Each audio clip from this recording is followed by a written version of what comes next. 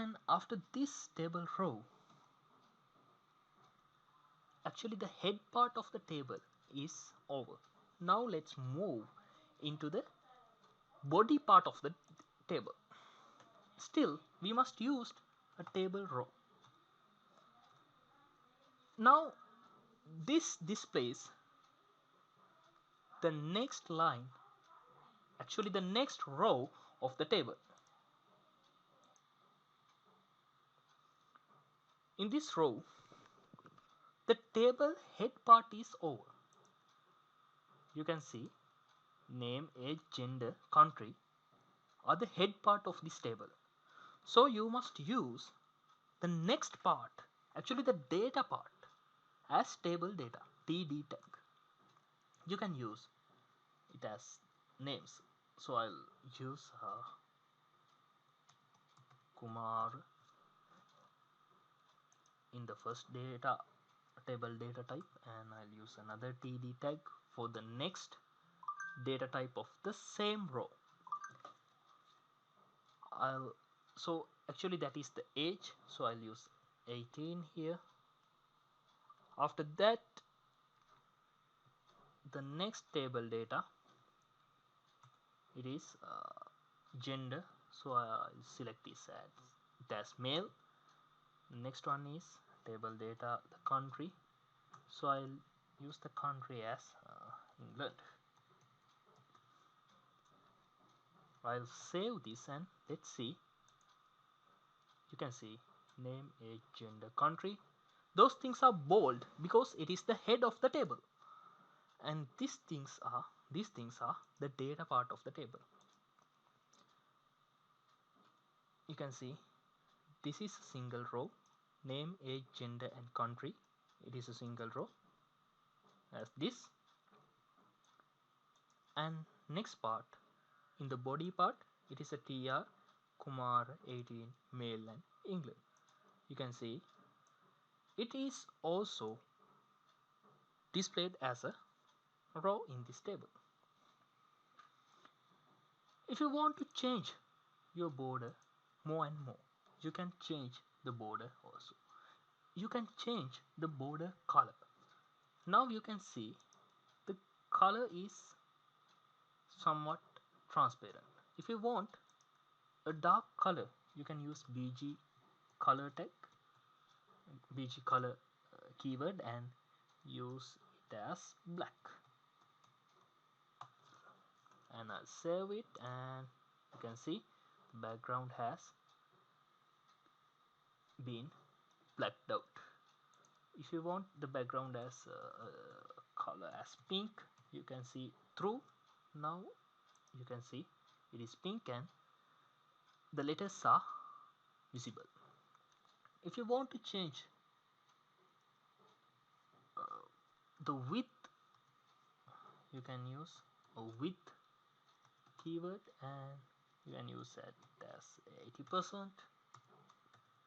and you can see a clear difference. Now you can see it is the 80% means the table is distributed 80% from the whole width of this web page. Actually the table is 8% of the width of this whole website. So I'll keep it as 80, and also you can use cell paddings and cell spacings. Now let's see it by a demonstration, how can we arrange the cell paddings and cell spacings. Before that, let's add another table row to clarify these things easily. Let's add some more data. So I created another row. After this row, after Kumara row, I'll create another row, and that row is a table data row. So I'll use TD tag. I'll use a name called Prasant, and I'll enter the table data. It is as 25 age, and another table data for the next column. It he is also male. I'll select as male, and I can use another table data. The country, I'll select his country as India. Now let's see. Now you can see another row has been added. After this position, let's see how to add cell spacings and cell paddings.